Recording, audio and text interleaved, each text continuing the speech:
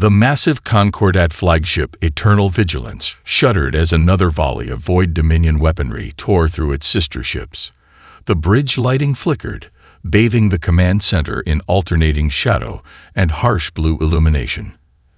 Admiral Zextoral steadied himself against his command platform, his iridescent scales dulling with stress as he watched the tactical display with all four eyes widened in horror. "Third defensive line breached, Admiral," reported his tactical officer, a Moravian whose tendrils trembled with barely contained fear. "The 7th Fleet reports 70% casualties. The Dominion adaptation protocols have rendered our phase barriers ineffective." Zextoral's secondary heart constricted. 17 species with technology refined over millennia now faced extinction at the tentacles of a relentless hive mind that consumed everything in its path. The Concordat had never known true war. They had evolved beyond it, or so they had believed. Their weapons were designed for precision, for minimal collateral damage, for civilized conflict resolution. The Dominion knew nothing of civilization. "Status of the Helixian colonies?" he asked, already knowing the answer. "Gone, Admiral. 3 billion lives, extinguished." The communications officer's voice cracked. "The Dominion ships are converting the biomass as we speak." The bridge fell silent. 3 billion more added to the trillions already lost. Zextoral felt the weight of each death, each failure to protect. The Concordat Council had spent decades debating, planning, theorizing, while the Void Dominion simply consumed. His second-in-command, Sub-Admiral Vrolox, approached with uncharacteristic hesitation. Her exoskeleton clicked nervously as she leaned close enough to whisper, "The Council has authorized contact with the humans." The word itself sent ripples of unease through the command deck. Officers froze at their stations, sensory appendages turning toward the sub-admiral, as if to confirm they had heard correctly. *humans*. The violent, unpredictable species quarantined to their solar system for their own good. "Show me the authorization," Zextoral demanded, his outer membrane flushing with disbelief. Vrolox transferred the Council's directive to his personal interface. 12 unanimous signatures, unprecedented in Concordat history. Desperation had achieved what centuries of debate could not. "Prepare the diplomatic vessel," he ordered after a moment's hesitation, "and access the observation archives. I want to review everything we have on human warfare." The main view screen flickered to life, displaying footage collected by stealth observation posts near Earth over the past century. The bridge crew gathered, watching with a mixture of fascination and horror. Primitive battles fought with explosive projectiles and chemical propellants, nuclear tests that scared their own planet, training exercises where humans deliberately subjected themselves to pain and hardship. Their strange propensity for self-sacrifice, and their bewildering ability to function without consensus. "They still fight among themselves," noted the cultural liaison officer. "How can a species so divided stand against the Dominion when we cannot?" Zextoral had no answer, but as he watched humans performing impossible maneuvers in their atmospheric craft, as he observed their soldiers continuing to fight despite injuries that would incapacitate any Concordat species, he felt something he had not experienced in many cycles: hope. They'd never stopped preparing for war, he realized aloud. While we evolved toward peace, they remained vigilant against threats we could not imagine. The diplomatic vessel, sleek and unarmed, as dictated by Concordat philosophy, prepared for departure. Its destination: the edges of human space, where long-range sensors had detected a solitary vessel on patrol.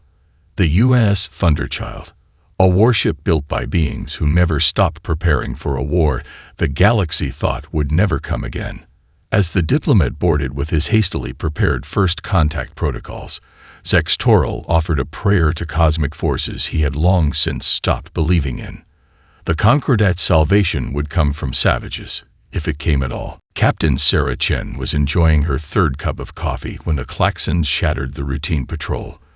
The UNS Thunderchild had been monitoring the edge of Sol's security perimeter for weeks without incident. Chen had been counting the days until rotation back to Europa Station. Contact, Captain. Unknown configuration. Approaching at sublight speed.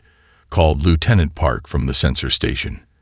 Design matches nothing in our database. Chen set down her mug, the familiar surge of adrenaline clearing the boredom from her mind. Identification protocols. No response to standard hails. Wait. Receiving transmission on. I don't even know what this frequency is. It's not in our communication spectrum. Put it through. The main view screen flickered, and the bridge crew collectively inhaled at the sight of the alien. Multiple eyes blinked nervously on a face covered with iridescent scales. When it spoke, the translation software struggled to interpret the complex harmonics. Greetings, humans of Earth vessel. I am Ambassador Telvlor of the Galactic Concordat. We come with urgent. The transmission dissolved into static as the alien ship suddenly lurched sideways. Behind it, 3 angular vessels emerged from what appeared to be a spatial distortion. New contacts, Park shouted. Energy signatures spiking. First contact should have been historic. Instead, it became a bloodbath. The alien ambassador's ship disintegrated under concentrated fire from the newcomers, but not before a final transmission burst reached the Thunderchild. Void Dominion. Threat to all life. Data package transferred. Earth must. Chen didn't hesitate. Battle stations. Tactical. Identify hostiles. Helm. Evasive pattern delta. Load the rail cannons. Let's show these void bastards how Earth fights. The Thunderchild roared to life, thrusters burning hot as the warship executed a maneuver that pushed the inertial dampeners to their limits. The crew, trained for scenarios that most of humanity believed would never happen, moved with practiced precision. Hostiles pursuing. Weapons charge, reported Lieutenant Rivera from Tactical, blood trickling from a cut on his forehead as a near miss rocked the ship. Their targeting systems are weird. They're predicting our movements too accurately. So let's be unpredictable, Chen ordered. Helm, kill the thrusters. Let momentum carry us. Rotate to bring port batteries to bear. The Thunderchild went dark, drifting like a derelict. The void ships, momentarily confused by the sudden change in tactics, adjusted their approach. Fire. Railguns slammed tungsten rods through alien shields calibrated for energy weapons. The lead vessel shuddered, venting atmosphere into space. Nuclear torpedoes followed, detonating in sequences that human game theorists had perfected through centuries of simulated warfare. They're adapting, Rivera called out, eyes fixed on his display.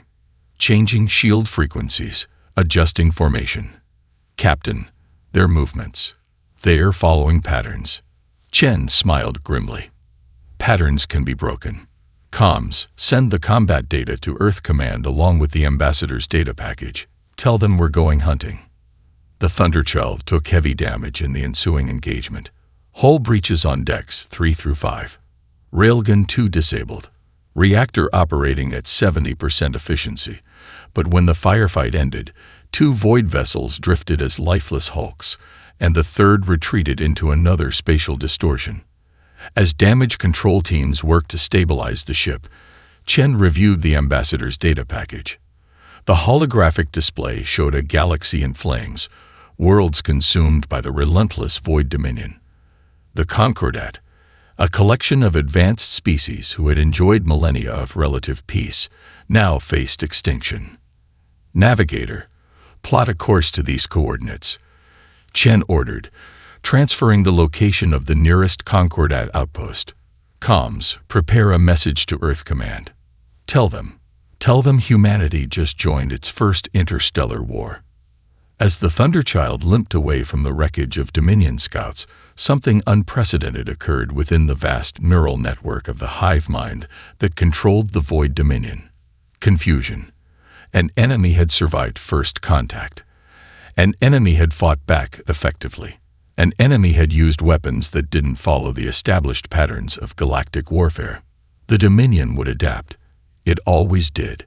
But for the first time in its existence, It experienced doubt. The Concordat War Council fell silent as the Thunderchild docked with Outpost Helios, its hull scorched and patched in ways that offended alien aesthetic sensibilities. Through the viewport, Admiral Zex Toril studied the human vessel with intense curiosity. It lacked the symmetrical elegance of Concordat design philosophy. Exposed weapon systems protruded like tumors from its hull. Crude armor plates had been welded over damaged sections with little regard for appearance. "This is their champion," whispered Tellurian Ambassador Kivex, his multifaceted eyes reflecting disgust. "It appears barely spaceworthy. Yet it survived engagement with 3 Dominion hunters," Zex Toril reminded him. "Something none of our scout vessels have accomplished." The Admiral watched as the airlock cycled, and Captain Chen emerged, flanked by 2 officers. The humans moved with individual purpose yet collective cohesion, a paradox that fascinated him. Unlike the synchronized movements of Concordat delegations, each human displayed unique mannerisms while maintaining an implicit formation. The diplomatic reception was strained. Chen's blunt assessments of the Concordat's tactical vulnerabilities violated countless social protocols. Several delegates left the chamber when she displayed footage of the destroyed Dominion vessels. "Your energy weapons are elegant but predictable," Chen explained, manipulating the holographic display. "The Dominion adapts to energy signatures quickly. Kinetic weapons don't give them that luxury. A tungsten rod doesn't have a frequency to analyze." "Barbaric," muttered a hegemony representative. Chen's response was cold. "The Dominion has consumed 8 of your worlds. How's civilization working for you?" Before the ensuing diplomatic incident could escalate, proximity alarms blared throughout the station. A Dominion battle group had bypassed the outer sensor net. "Impossible," gasped a Concordat tactical officer. "They couldn't have calculated our position so quickly." "They followed us," Chen realized. "Commander Rivera, back to the ship. We need to buy the station time to evacuate." The Concordat command center dissolved into chaos. Emergency protocols failed as officers debated optimal responses. Then Chen's voice cut through command channels. "Thunderchild engaging. Concordat vessels, form up on our flanks. Follow our lead or stay out of our way." What followed defied all Concordat tactical doctrine. The human ship cut its engines, drifting unpowered through enemy formations, spinning to bring weapons to bear from impossible angles. They used debris as shields, radiation bursts to blind sensors, and executed maneuvers that strained structural integrity to breaking points. Admiral Zex Toril watched in stunned silence as the humans committed what his training identified as tactical suicide, only to emerge victorious. The Thunderchild absorbed punishment that would have crippled a Concordat vessel of twice its size, yet continued fighting. A young Concordat officer whispered to Zex Toril, "They fight like they're already dead." The Admiral shook his head. "No, they fight like they're fully alive." When the battle ended, the station still stood. 3 Dominion vessels had been destroyed, and the rest retreated. The Thunderchild docked once more, its hull now even more grotesque with fresh damage. Engineering crews swarmed over it like medical staff attending a wounded warrior. In the emergency council meeting that followed, Captain Chen stood before representatives of 17 species, her uniform still stained with hydraulic fluid. "The Dominion tracked us here through quantum entanglement with their scout ships," she explained.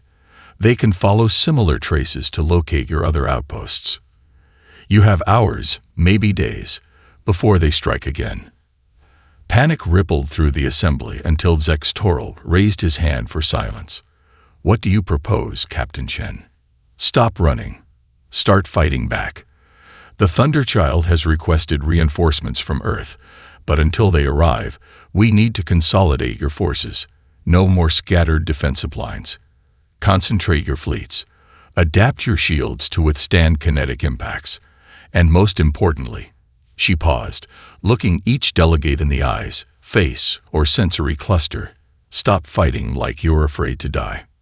The chamber erupted in multilingual outrage, but Admiral Zex Toril studied not the words but their effect. For the first time since the war began, he saw something new in his officers' postures. Determination replacing resignation.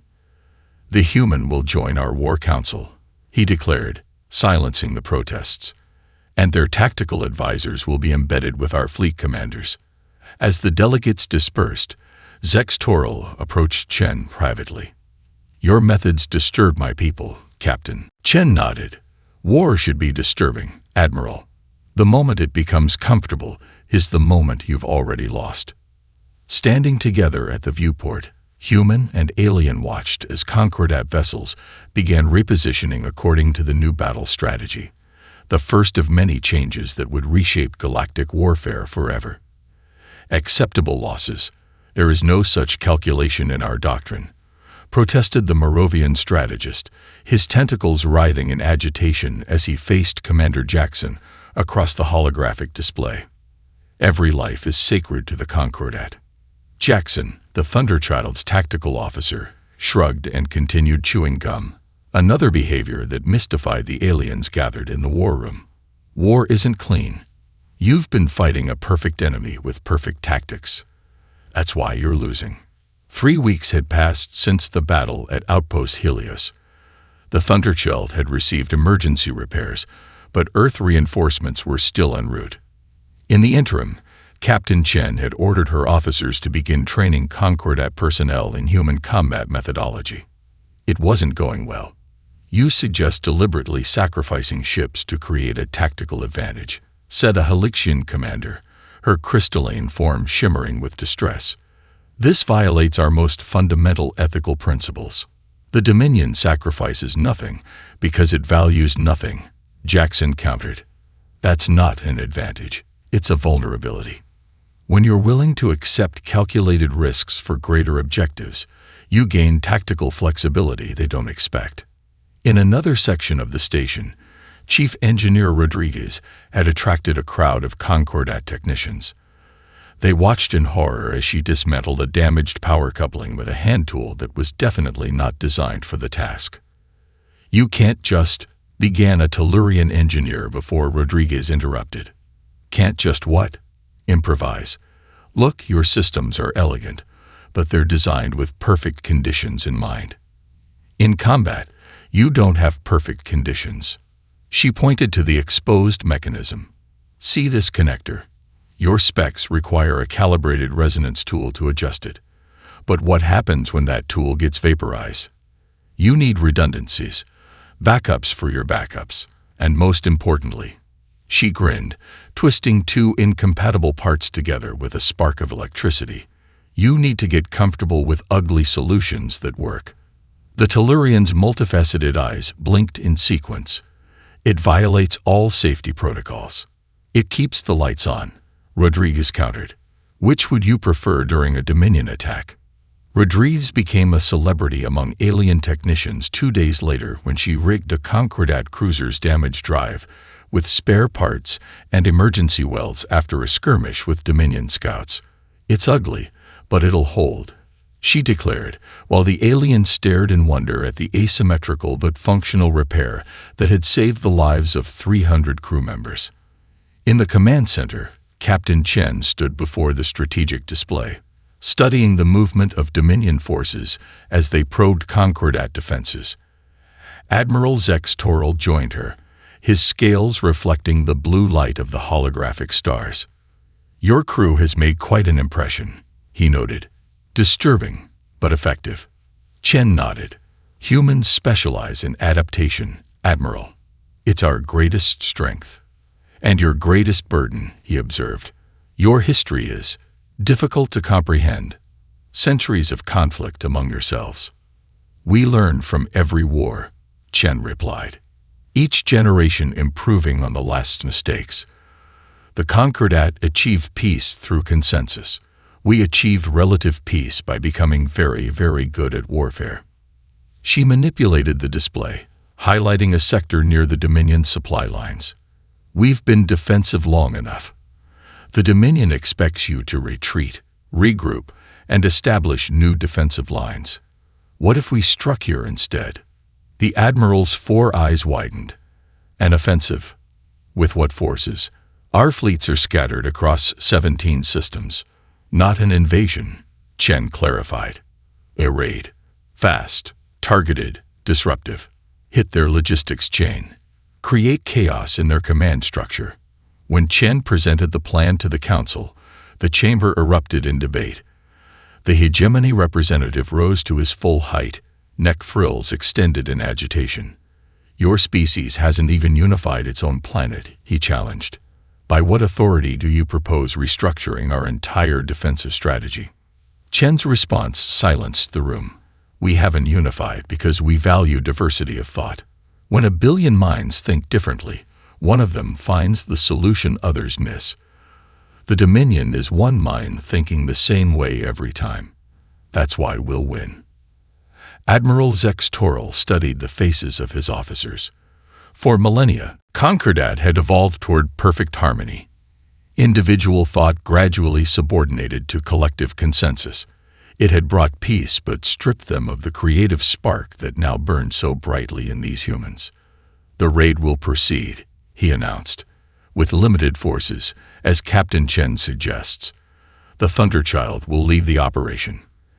As the council dispersed, a junior officer approached Chen. Is it true humans still maintain nation-states that compete with one another? Chen nodded. Competition drives innovation.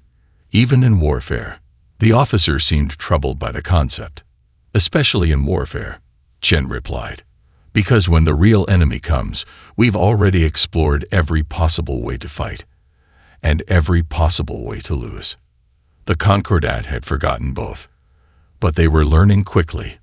The Dominion never saw them coming.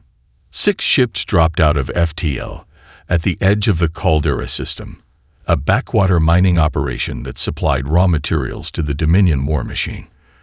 The Thunderchild led the small flotilla, accompanied by 5 Concordat vessels that had volunteered despite the Council's calculation of an 18% survival probability. Electronic Warfare Suite active, reported Lieutenant Park from her station on the Thunderchild's bridge. We're broadcasting false IFF signals matching Dominion patrol patterns. Captain Chen nodded, studying the tactical display. Human electronic warfare specialists had cracked alien transmission protocols through methods that horrified Concordat security experts. Aggressive intrusion, signal hijacking, and data manipulation techniques developed during Earth's digital conflicts. Status of Concordat vessels. Maintaining formation. Captain, their stealth systems are synchronized with ours. The plan was deceptively simple. Approach under electronic disguise. Deploy a specialized minefield. Then trigger a cascading reaction that would disable the Dominion's quantum communication network in this sector. The hard part was convincing the Concordat captains to embrace tactics they considered dishonorable. Lieutenant Jackson had stood before those alien officers 3 days earlier, explaining a concept they struggled to comprehend. A minefield isn't just a barrier, it's a psychological weapon. The enemy fears what might be there more than what is there. Now, as the strike force entered weapons range of the Dominion outpost, Jackson's voice came over the comm. Mines away. Deployment pattern Alpha. Nuclear-enhanced devices with quantum disruptors drifted into predetermined positions.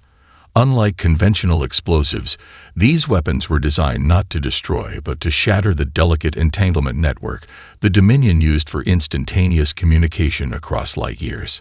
Phase 2, Chen ordered. All ships, commence attack run. The task force didn't just attack.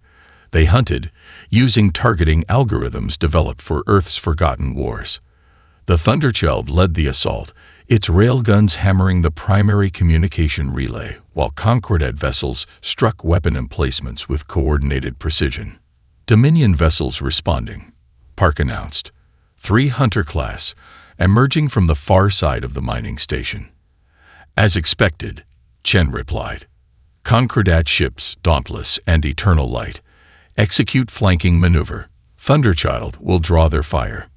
The human warship surged forward, presenting itself as the primary threat. Dominion weapons converged on the Thunderchild, its shields flickering under the assault. Chen had counted on this response. The hive mind consistently prioritized unusual threats, focusing its attention on the unfamiliar human vessel. Shields at 40%, Rivera reported from tactical. Hull breaches on decks 4 and 6. Reactor stable. Maintain course, Chen ordered. Wait for it. The Dominion hunters pursued the Thunderchild into the heart of the minefield. As they crossed the invisible threshold, Jackson's finger hovered over the detonation control. Now, the vacuum of space couldn't carry sound, but the visual display was spectacular. Synchronized nuclear detonations created a sphere of destructive energy, engulfing the Dominion vessels. More importantly, the quantum disruptors activated, sending cascading interference through the entanglement network. Direct hit, Rivera confirmed. Dominion ships disabled. Their communication array is, Captain, something's happening to their vessels. The tactical display showed the Dominion ships drifting, their normal synchronized movements replaced by erratic course corrections.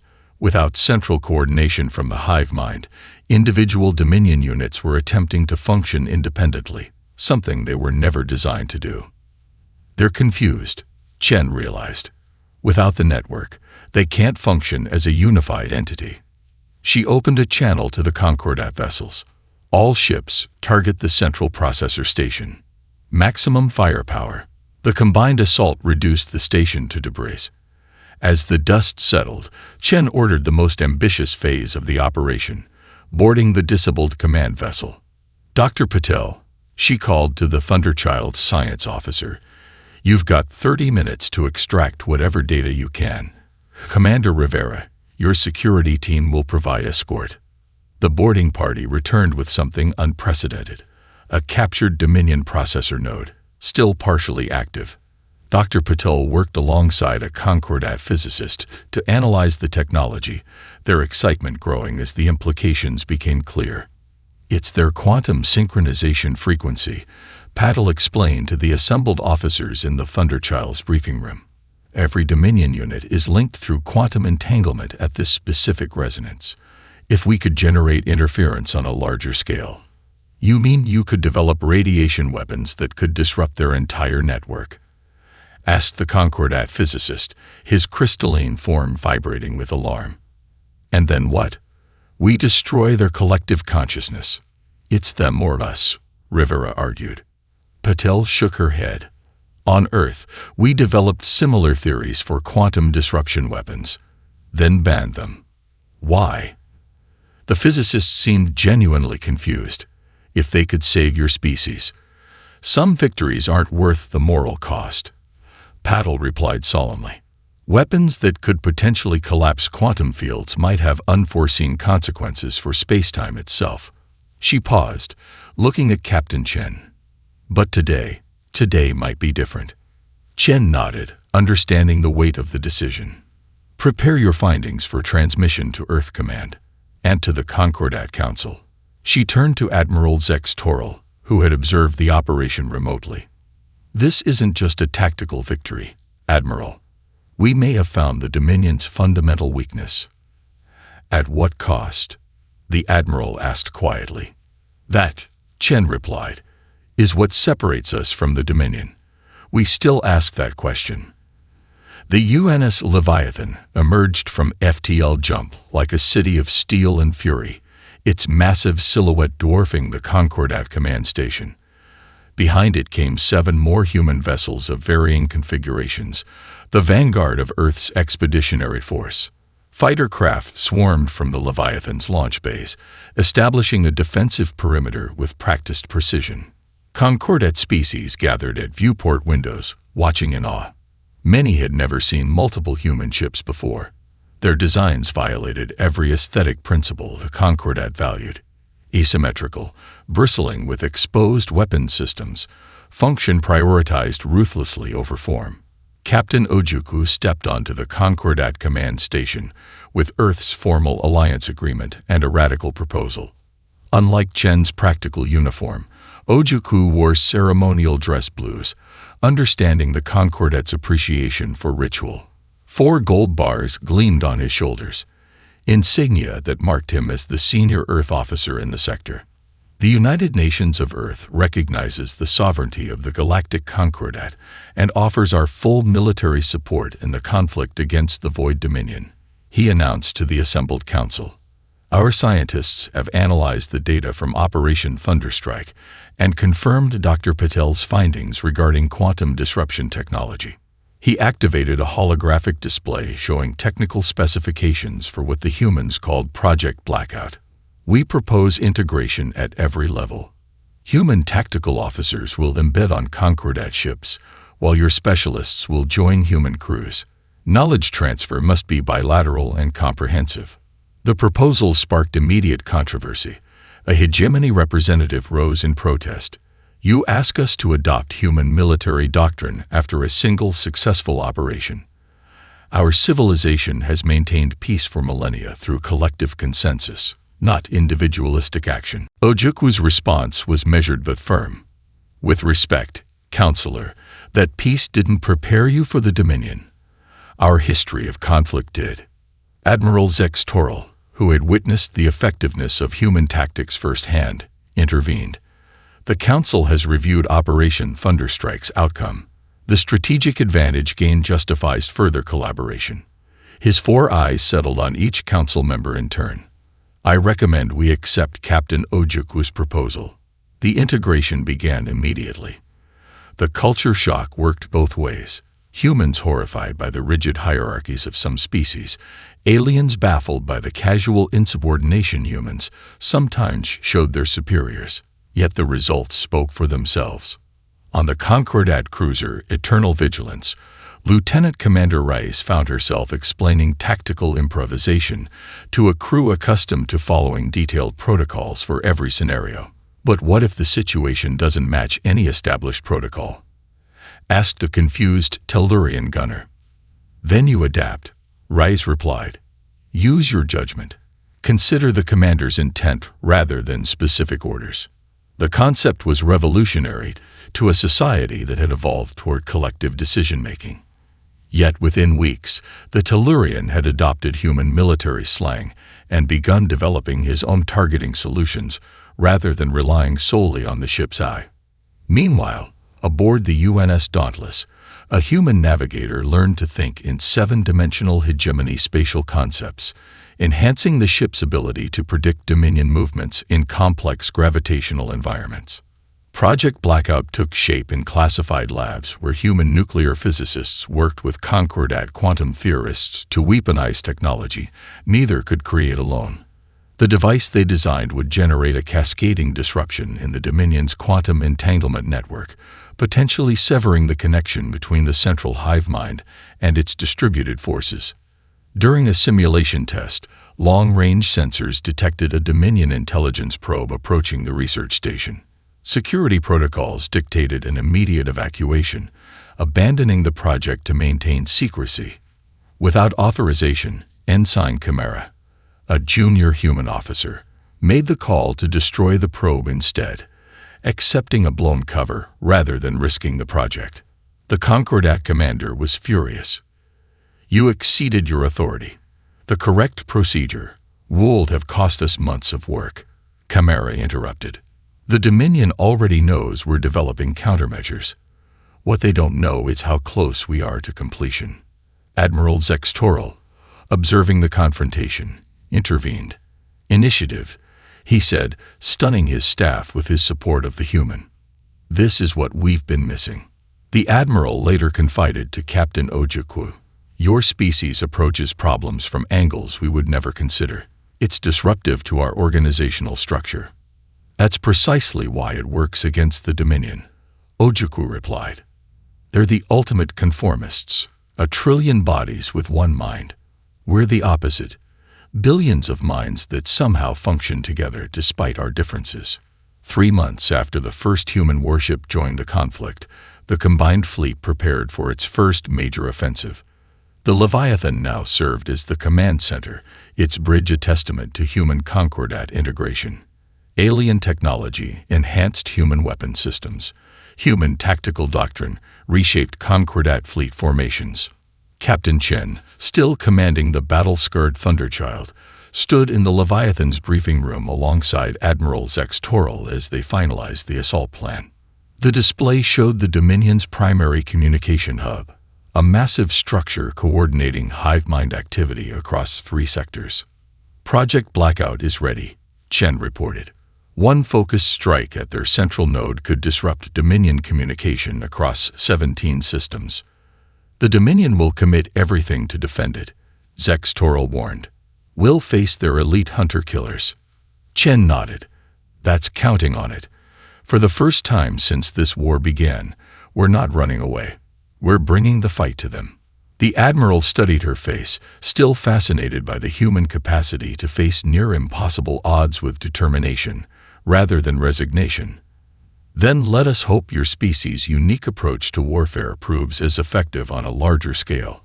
It will, Chen promised. Because while the Dominion thinks with one mind, we now fight with many. We're not just going to hurt them. We're going to break them, Captain Chen told the combined fleet, her image transmitted to thousands of ships scattered across 3 dimensions of space.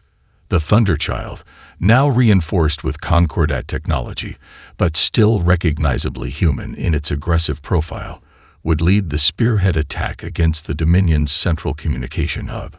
In the months since Operation Thunderstrike, the war had transformed. Human reinforcements had arrived in waves, bringing with them technologies the Concordat had never considered. Electronic warfare suites, autonomous drone swarms, and tactical nuclear options that horrified some alien species but proved devastatingly effective against Dominion concentrations. Admiral Zextoral stood on the bridge of the Concordat flagship Resurgence, watching as the fleet assembled in formation. Beside him, Commander Jackson, temporarily assigned from the Thunderchild as a tactical advisor, monitored the deployment. Your Captain Chen has unified 17 species with distinctly different military doctrines, Zextoral observed. Even the Council couldn't achieve such coordination in peacetime. Jackson shrugged. Humans have practiced getting disparate groups to work together. Earth's history is basically the story of tribes figuring out how to stop killing each other long enough to face common threats.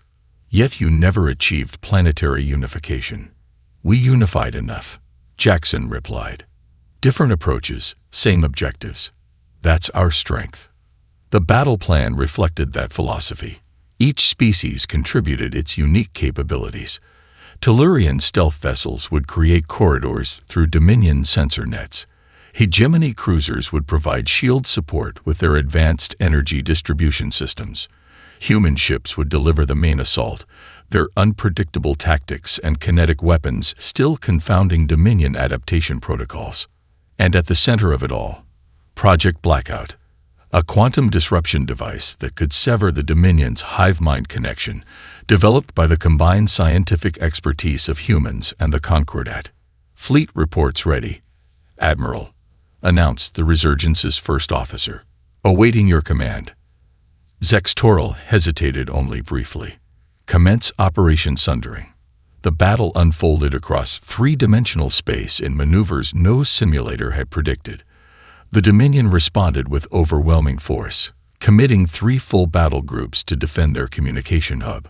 The central hive mind recognized the existential threat and directed all available resources to counter it. Dominion adaptation protocols active, reported Lieutenant Park aboard the Thunderchild. They're reconfiguring shields to resist our railgun impacts. Chen nodded grimly. Switch to mixed salvos, alternate kinetic and energy weapons. Keep them guessing. Human ships took hits that would make Concordat captains retreat, pushing through damage to complete objectives. When Dominion forces surrounded a group of Tellurian stealth vessels, the UNS Dauntless deliberately drew their fire, absorbing devastating impacts to allow the smaller ships to escape. Dauntless reports critical damage, Rivera called out from tactical. Captain Lawrence is ordering evacuation. Acknowledge receipt, Chen replied, her expression tight but resolute. Designate rescue vessels. She paused, then added, note Captain Lawrence's action in the fleet record. The main assault corridor advanced toward the Dominion hub, the massive structure pulsing with the network connections of billions of linked minds. Then disaster struck. Dominion hunter-killers executed a coordinated strike against the fleet's communication relays, severing contact between command vessels. Concordat ships faltered, their commanders hesitating without centralized direction. But human vessels fought on, accustomed to calm discipline and independent action. The Thunderchild spearheaded a renewed assault, its targeting systems identifying critical junctions in the hub's defensive grid. Communications jammed across all frequencies, Park reported. "We can't coordinate with the fleet." "We don't need to," Chen replied. "Every ship has the battle plan. Every commander knows the objective. Trust them to do their jobs." The final assault came down to a knife edge of timing and courage. The Dominion central hub loomed ahead, its defenses still formidable despite the combined fleet's efforts. Chen studied the tactical display, calculating variables that Concordat computers would process for hours. She had seconds. "All systems damaged but operational," Rivera reported. "Blackout device primed. Delivery window closing." Chen made the call that Concordat strategists would have debated for days. "All ships in range. Execute Ragnarok protocol." Synchronized nuclear detonations created a corridor through the Dominion's defenses, a fleeting gap in their otherwise impenetrable screen. The Thunderchild, systems failing and hull breached in multiple sections, accelerated to maximum thrust on a direct course for the central node. "Evacuation order for all non-essential personnel," Chen commanded. "Prepare escape pods." "Commander Rivera, you have command of the evacuation." "Captain," Rivera began to protest. "Someone has to manually trigger the blackout device at the optimal distance," Chen interrupted. "And someone has to make sure this ship reaches that position." The bridge crew hesitated only momentarily before executing her orders. As emergency pods ejected from the dying vessel, Chen remained at her station, manually adjusting the Thunderchild's course through the nuclear-created corridor. The Dominion central hub grew larger on the view screen. The ship's reactor warnings blared as Chen pushed it beyond safety parameters. A strange calm descended over her as she realized that in humanity's first interstellar war, they would employ humanity's oldest military tradition, self-sacrifice for the greater good. "Blackout device optimal range in 15 seconds, announced the ship's AI, the only companion remaining on the bridge. Chen opened a final transmission to the fleet. "Remember Earth's promise. We stand together or not at all." The Thunderchild slammed into the central node. As the ship's reactor went critical, the blackout device activated, its quantum disruption rippling outward through the Dominion's entanglement network. For the first time in millennia, the Dominion hive mind fragmented into chaos, billions of connected entities suddenly isolated from the controlling intelligence. Throughout the battle zone, Dominion vessels stopped responding in concert. Some continued attacking with primitive instinct. Others drifted, directionless. Many simply shut down, their autonomous functions never designed for independent operation. Admiral Zex Toral watched the spectacle from the resurgence, 4 eyes wide with disbelief. They did it. By the eternal stars, the humans actually did it. Commander Jackson stood silently beside him, honoring the human tradition of witnessing a warrior's final moments without words. When he finally spoke, his voice carried the weight of Earth's history. "The Concordat achieved peace by forgetting war. We achieved peace by mastering it. Today, both approaches saved the galaxy." Human and alien reconstruction crews worked side by side rebuilding worlds the Dominion had ravaged. 6 months had passed since Operation Sundering, since the Thunderchild's sacrifice had shattered the hive mind's control over its forces. The collapsed quantum network had left Dominion units isolated and vulnerable, allowing the combined fleet to systematically reclaim occupied territories. Captain Sarah Chen, one arm now a prosthetic after being recovered from an escape pod that launched seconds before the Thunderchild's collision, stood before the new Galactic Council as Earth's first official representative. The chamber, redesigned with human input to include both grand aesthetics and practical functionality, filled with representatives of species who now viewed humanity with complex emotions: gratitude, fear, respect, and curiosity. The United Nations of Earth accepts full membership in the Galactic Concordat, Chen announced, her formal dress uniform adorned with medals from 17 alien governments. We pledge to share our knowledge, protect our common interests, and remember the lessons of this conflict. Admiral Zex Toril, elevated to first speaker after his wartime leadership, addressed the assembly. We thought ourselves civilized because we had forgotten conflict. We thought humans primitive because they remembered it. We were wrong on both counts. The integration that had begun as military necessity now expanded to all aspects of galactic society. Concordat universities offered courses in human military history, analyzed from psychological, strategic, and ethical perspectives. Human diplomatic academies taught alien consensus-building techniques that improved Earth's still fractious political landscape. On the bridge of the UNS Dauntless, now repaired and serving as a training vessel, a human commander observed as a mixed crew of cadets from 12 species ran battle simulations.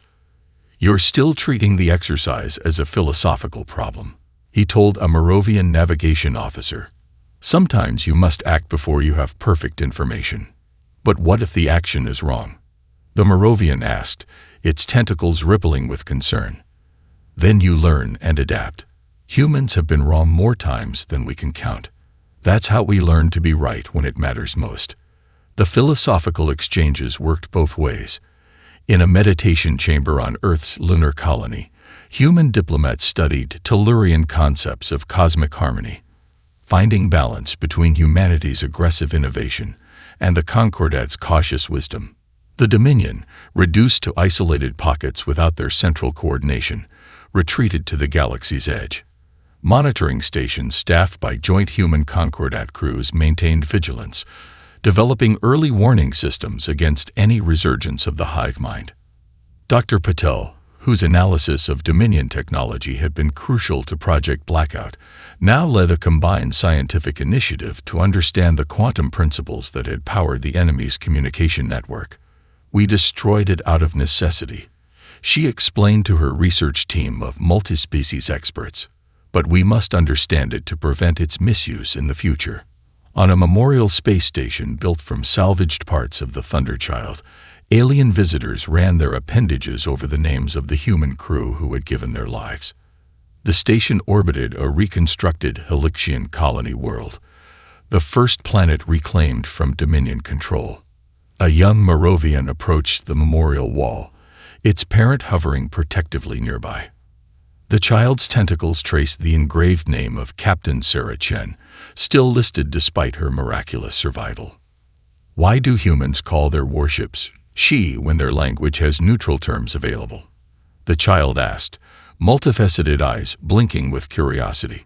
The elder Moravian considered the question carefully before answering. "Because to humans, even their instruments of war are alive with purpose. That is their gift. And sometimes, their burden." Chen herself visited the memorial regularly, standing before the reconstructed bridge of her former command. She had declined promotion to admiral, preferring to remain captain of the newly commissioned Thunderchild OI, a vessel that incorporated the best of human and Concordat design philosophy. "We still don't understand them completely," Admiral Zex Toril confessed during a private meeting with Chen in his quarters aboard the Concordat flagship. "Your species embraces contradictions. You create weapons of tremendous destruction, then establish ethical constraints on their use.